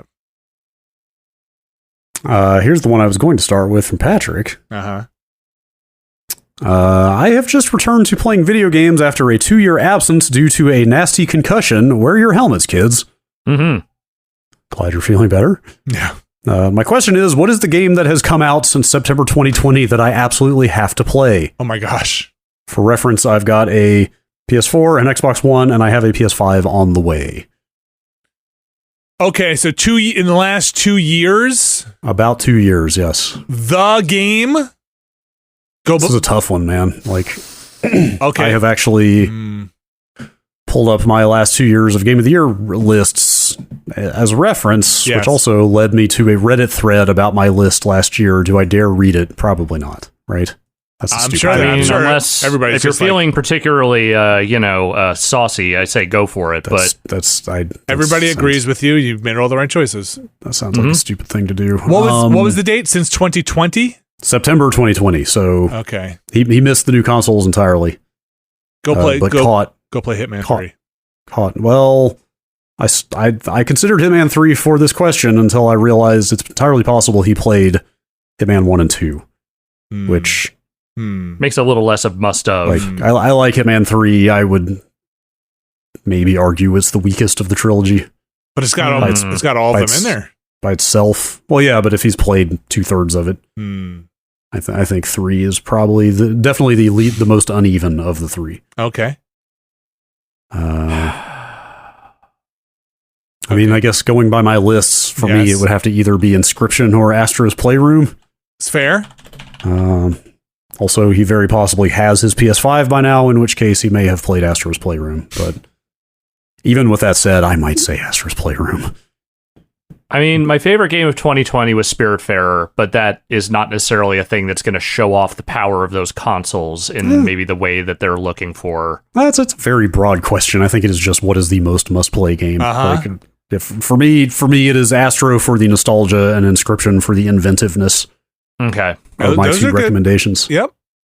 I think for PS5, I would say it's probably Ratchet and it's probably Miles Morales are the two that I would kind of point to. Yes. Miles Morales is very worth playing. I forgot that came out after the cutoff here. But more generally, I mean, Spiritfarer is great. Hades is great. Hades, is one I considered saying. I really loved Psychonauts 2 last year. I think that's a really good one. Mm-hmm. There's Elden Ring. Yeah. There is that Elden Ring from this year. Yes. That's a video game. True. There's Tunic. If you're Hades came out a couple of years ago, if you haven't played that. Hades. I mean, we're going to be talking a lot about, I'm going to stay out of 2022 because we're about to get into 2022 video games and how good they are in like a week. But Elden Ring should be played. That is a thing that should happen. The Forgotten City is a very fun game. Resident Evil Village is a very fun game. Oh yeah, RE Village rules. I enjoyed Deathloop, maybe not near everyone's list. Guardians of the Galaxy, very fun game. Unpacking, adorable little game.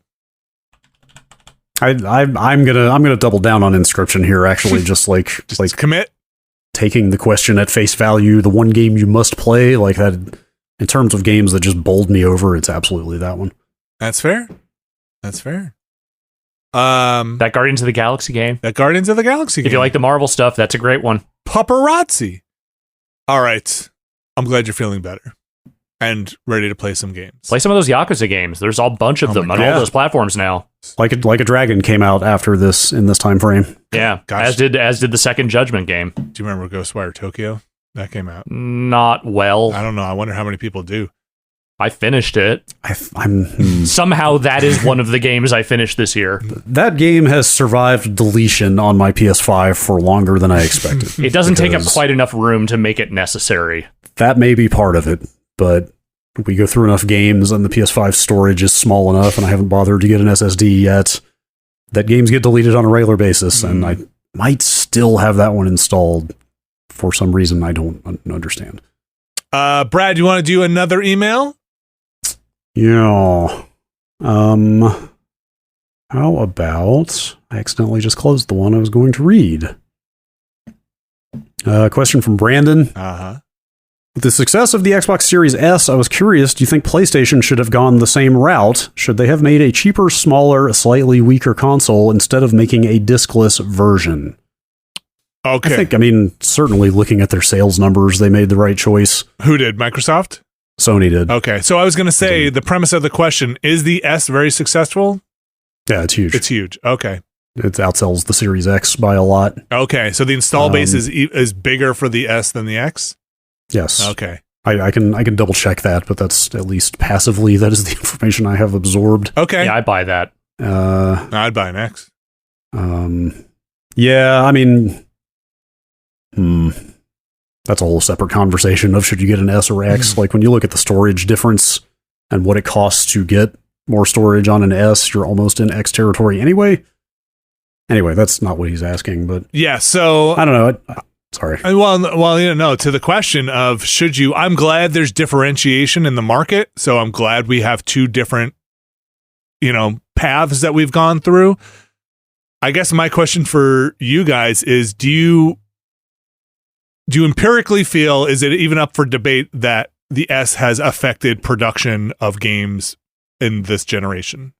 I don't know if you can say. I mean, it's the hardware split is such that like the intention is for only graphics to vary between the two. Because I mean, when you get down to it, the CPU in the S is basically the same thing as in both the X and the PS5. So it's just a difference of RAM and GPU essentially. So theoretically, it should not be, but who can say? Like, I mean, that one developer going off half-cocked on Twitter and then deleting his account or whatever, yes, seems to have planted this tuber. It's true. That thing is some kind of albatross around the Xbox's neck, and I don't know if that's actually the case or not. I mean, I would love to, if any developers listening want to write in with some actual hands-on experience. Your identity will be protected. Making games for both Xboxes and the PS5, I would love to hear more. Here's my 2 cents, and it is, you know what my 2 cents is worth, not 2 cents, but my 2 cents is a bigger problem is the install base of the PlayStation 4 and the Xbox One, like the, or last generation versus the install base of the current generation, and developers needing to make sure they hedge against releasing on those older platforms. That seems to be a bigger deal than even the Xbox Series S. Yeah, and I think it's like, I mean, we've kind of always had that problem, like they're, especially like PS2 and on, like PS2 sold a fucking unbelievable, like 150 million units or whatever, but this seems like a longer transition. The main difference is our games are so much more expensive to make now that they really need to recoup more on a more widely, installed platform for longer. Also, the economic and supply chain factors have limited the uptake of the new machines as well, so it's just kind of protracted this whole thing. So, but like, Callisto Protocol is a next gen, current gen, whatever you want to call it, only game. Like, we're getting there finally. Just having some trouble on the PC and maybe on the Xbox. But yeah, again, I'm glad we have two different models of it. So but I don't know if it hurts Sony. I'm gonna say the PlayStation 4 is out there, and the 4. Gosh, what is it called? The 4 Deluxe, 4S. What's the Pro? PlayStation. The Pro. PlayStation Pro. It's been just long enough. We've all forgotten. PS4 Pro. PS4 Pro is out there still, and a lot of people have them. And I think they're still making sure. I think they wanted to get onto exclusive next gen a lot faster than they, for first party at least, than they kind of have been able to. So yeah, I mean, to address his central question, I mean, obviously, like looking at the sales numbers of the PS5, they chose just fine. As Microsoft would say, they're the market leader. They're extremely the market leader. I mean, we'll see how that bears out over time. I mean, it's $399 for the discless PS5 and $499 for the disc drive one versus $299 for an S. Like, it's always better not to split your install base or your audience in terms of capabilities if you can help it, which clearly Sony has got the brand momentum to avoid doing. But But we'll see over time because the S was extremely cheap over Black Friday. Yeah. Like there was like an industry-wide sale to $250 on the S, and then some retailers were lowering it to even like $220. Yeah. For the weekend. So like if they keep dropping price like that more frequently, then like maybe this turns into more of a conversation. So it's funny. I sent that to my brother, who is maybe in the market to get switch to the Xbox, and he was like, I think I might want to wait to see what happens with the X versus the S. But he's not in like a 4K realm. He's not, he was going back and forth. He's like, I don't have 4K. I don't know. What do you think? And I was kind of like, if the prices are I don't know. And it's hard to say, like, the prices could go up and the sale price could come back down to a more normal price. It's hard to say what the market's doing right now, but I thought he was going to go in on the S. Honestly, that's kind of why I sent it to him. But even he was like, actually, sorry. No, I was just going to say, even he was like, I think I kind of want to wait to save up for the X. Callisto was an interesting test case, actually, because like it barely holds 1080p on the S, apparently at 30 frames a second. Oh, so like, okay. Like that thing has been benefiting from running a bunch of cross-gen games for the last 2 years. So it was like, oh, the S has got like good performance and it looks fine and blah blah blah. And then now here's like, one of the first major like heavy next-gen games, and like it's barely struggling to keep a full HD. Do you know what resolution? Do you know what the developer mandate is for those platforms? Like, do you have a minimum that you need to hit for like the S if you're developing on the Xbox platforms? Not that I'm aware of. Okay. I mean, I think the game just has to run on both in some capacity. So I mean that also conjures the nightmare scenario of like certain Nintendo releases on the old, like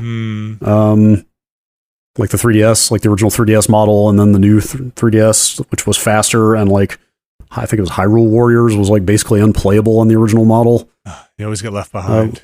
By the time it came out, like let's hope that the S doesn't end up in that territory, but I think like Microsoft is like hungry enough to reclaim their past glory that they're probably not going to let that happen, right? Because like they can't let the lion's share of their install base like have their experience just go to shit. No. Yeah, I wonder, and I guess maybe we'll see how that plays out in the future, in terms of development and playability of certain games. Brad, are there any more emails for this week? Why don't we call it there? Okay. All right. If you want to send them in, you can get them into podcast@nextlander.com, podcast@nextlander.com.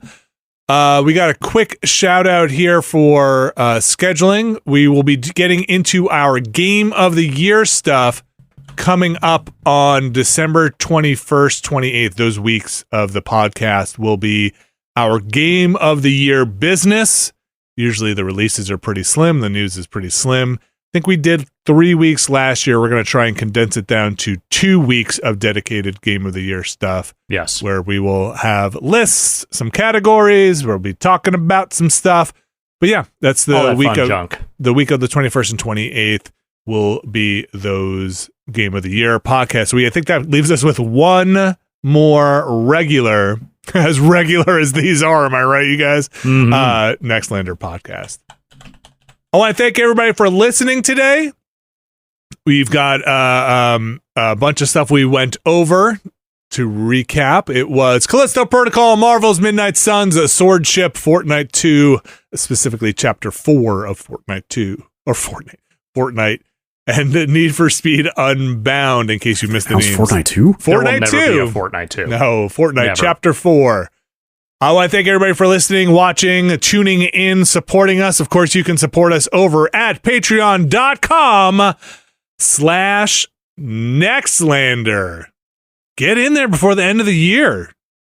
Go make your voice heard. Get in there. Would you say there's never been a better time? There's absolutely never been a better time. If you get in there now, you will get a bunch of episodes of Never Been a Better Podcast. You will get a bunch of ramble casts. Boy, your cup runneth over, both video, audio. You sign up for this Patreon, you will be the first person on the planet to hear us talk about Bram Stoker's motherfucking Dracula. Yeah. It is true. The first people ever to have watched that movie and recorded their thoughts about Discovered this hidden gem. Yeah. Nobody's ever seen it. We had to go dig out a print and put it together. It's a movie that should not be. A lost film. A Christmas Dracula is not what I was expecting, but I guess I'll take the Dracula that I can get.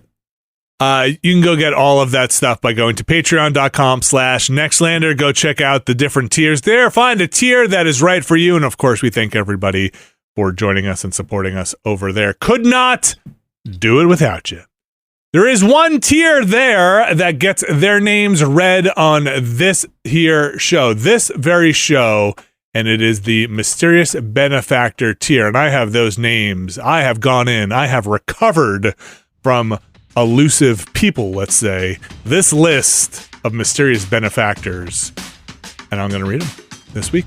Starting with John Richardson, Vornak, Kelly F., James Smith, Brian Lucier, Skywarp, John Hubbard, Sean Miller, Brad's Midsize Voodoo Udo, Evan Cook, Mark Wilhelm, JM, Jerry Lee, Gary Pejke, Robert Fisher, John McInnes, Buddy Thorpe Couch Sleep Crimes, Peter Reardon, Thomas Lynn, Jad Rita, Statics, Andrew Jackson, Raz Grizz, 2 turtle doves and a partridge in a pear tree, Brian Murphy, Trevor and Adrian R, Kevin Villado, Randy Duax, Andrew Tiebkin, Alex Wu, It Me JP, Matt Clements Jr., Edward Cheek, Andrew Slosky,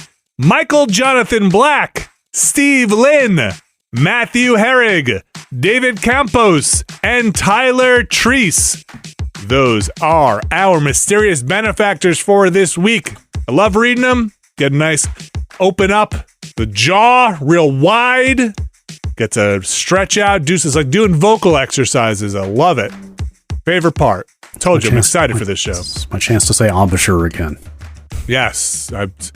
I need to practice my embouchure. Embouchure. Gotta open that mouth. Lazy mouth. Stretch it out. You can go check out some of the stuff we did this week, including playing the Callisto Protocol Midnight Suns on Monday, Tuesday's Ramblecast, where we rambled. Surprise, surprise. Thursday, we have a Planorama going up, along with another grab bag stream. Some fun stuff, hopefully, for that one. And then Friday, we'll have Never Been a Better Podcast with Abby Russell and Jeff Bakalar. You can find out all about Jeff Bakalar's tragic mistakes on Thanksgiving.